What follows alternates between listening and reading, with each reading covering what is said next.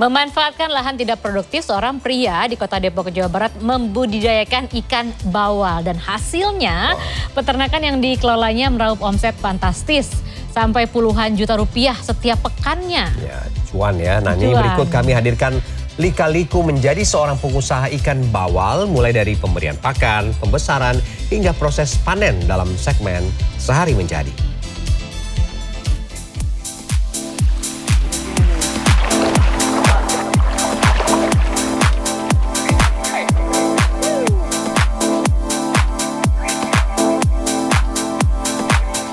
Penggemar kuliner rasa-rasanya sudah tidak asing dengan sajian dari bahan dasar satu ini, ikan bawal. Ikan bawal bisa dibuat menjadi berbagai resep makanan. Ada ikan bawal bakar, ikan bawal asam manis, sampai ikan bawal goreng. Semua tergantung selera Anda. Ikan yang berpostur agak bulat dengan bentuk tubuh pipi ini sering menjadi pilihan santapan karena dagingnya lembut dan rasanya yang gurih. Bawal, jadi paling kalau misalnya makan ikan bawal itu enaknya dibakar sih, pakai sambal kecap kayak gitu. Karena dagingnya lebih banyak ya, nggak terlalu banyak duri gitu ya, dan saya lebih suka dibakar sama pakai sambal kecap gitu. Mantap itu rasanya. Mantap banget pakai sambal ya kan, kasih nasi dikit. Memangnya saya hanya akan makan ikan bawal dong? Ya tentu tidak lah. Saya sudah ada di tempat budidaya ikan bawal tuh. Ikan lagi pada snack time, lagi pada makan-makan. Tapi saya akan bersihkan dulu agar mereka selalu sehat, cepat besar, dan tidak gampang sakit. Salah satu tempat budidaya ikan bawal yang menyediakan ikan dengan ukuran siap konsumsi untuk wilayah Jabodetabek berada di Kecamatan Sawangan, Kota Depok. Di tempat dengan luas 2.000 meter persegi ini terdapat belasan empang yang diisi oleh puluhan ribu ikan bawal air tawar beragam ukuran. Ada yang beratnya mencapai 2 kg untuk seekor ikan bawal. Kegiatan di tempat ini dimulai dengan membersihkan aliran air. Sebab bila air di sungai tersumbat, ikan bawal berpotensi kekurangan oksigen dan rentan mati. Awalnya sekitar tahun 2005, lokasi di aliran Kali Angsana ini adalah lahan tidak produktif. Namun diubah oleh Abdul Malik jadi tempat yang mendatangkan pundi-pundi rupiah.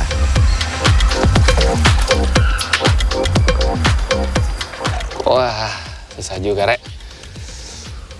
Kalau dihitung-hitung nih ya, lumpurnya kurang lebih hampir sedengkul saya. Jadi ketika saya nginjak, ini tuh sudah base-nya nih. Tapi ketika saya menjejakkan kaki, masuk lagi. Loh, kok tidak naik-naik saya? Wah, licin, Rek.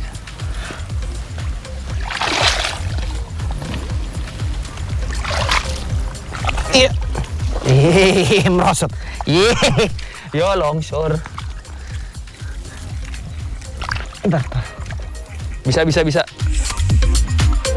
Selain membersihkan sampah yang menyumbat, kami juga mengganti sekat yang terbuat dari kawat ini untuk mencegah ikan dari satu kolam bercampur dengan kolam lain. Biasanya ikan bawal di tempat ini diberi pakan 2-3 kali dalam sehari. Selain pelet ikan, biasanya ikan bawal juga diberikan makanan sayur-sayuran atau rerumputan untuk menambah variasi pakan ikan. Selain makan pelet, dikasih juga makanan yang dedaunan supaya ada variasinya. Biasanya ini untuk snack mereka. Kalau kebutuhan makanan utama, ya kebutuhan yang utama biasa dari pelet karena sudah begitu banyak kandungan di dalamnya. Tapi untuk snack dan cemilan, ada dedaunan ini.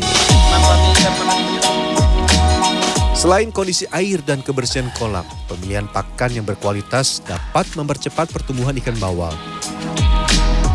Masih kecil, umur 2 bulan. Yang dikasih snack itu biasanya yang butuh makanan biar makin cepat besar. Ini yang usianya tanggung, usia remaja. Ikan bawal dari ukuran bibit bisa dipanen 4-5 bulan kemudian. Jangan sampai lupa memberi makan ikan bawal ya, karena jika kelaparan, bawal bisa jadi kanibal. Dalam sehari, bapaknya ini bisa ngabisin kurang lebih sekitar 5 karung makanan ikan atau pelet. Dan satu karungnya kurang lebih 30 kilo, artinya sehari 150 kilo. Pembersihan kolam sudah, pemberian pakan juga sudah. waktunya panen. Tapi saya harus terlebih dahulu belajar menangkap ikan bawal yang sudah ada di bak penampungan. Oh, gampang banget kan? Oh ya kayaknya gampang banget ini. Pakai tangan, tiup aja. Gitu. Dia kata kelomang ditiup. Ikan bawal tergolong ikan agresif dan memiliki sirip yang tajam. Walaupun tidak menggigit ketika dipanen, bawal biasanya sulit untuk ditangkap karena licin dan sirip yang bisa melukai tangan. Ketika panen, jangan digenggam terlalu kencang karena ikan akan melawan. Tapi juga jangan dipegang terlalu kendur karena ikan akan mudah meloloskan diri dari tangkapan. Ngegenggamnya jangan terlalu kencang, terus kangkatnya langsung set. Giginya tuh. Giginya ikan bawal tuh. Ar. Badannya besar, sisiknya kecil, aum. Selain bentuknya yang sekilas mirip ikan piranha, ikan bawal juga mirip dengan manusia, yaitu di bagian giginya. Gigi ini berfungsi untuk memecah biji-bijian atau buah serta makanan yang akan dimakan. Oke, waktunya panen di kolam utama. Jaring akan ditarik mengelilingi kolam hingga ikan bawal terperangkap dalam satu bagian saja. Ini, ada. Ini bikin sakit nih, di bawahnya ini kan masih tanah ya. Bener-bener literally tanah begini nih. Di tanah-tanah itu kadang baunya tuh ada batu-batu yang tajam. Sakit. Kalau mau pakai alas gerak yang nggak leluasa, bentar lah. Ntar lu Pak, ada batu gede banget. Oh, tiba-tiba saya berdiri tinggi begini. Tancapkan juga bambu-bambu untuk menahan jaring, sehingga ketika ikan bawal yang agresif ini berusaha melompat ke sisi kolam yang lain, jaring tidak mudah rubuh. Pisahkan ikan bawal di dua tempat penampungan. Yang pertama ukuran siap konsumsi yaitu 200-300 gram. Yang kedua ukuran sangat kecil di bawah 200 gram.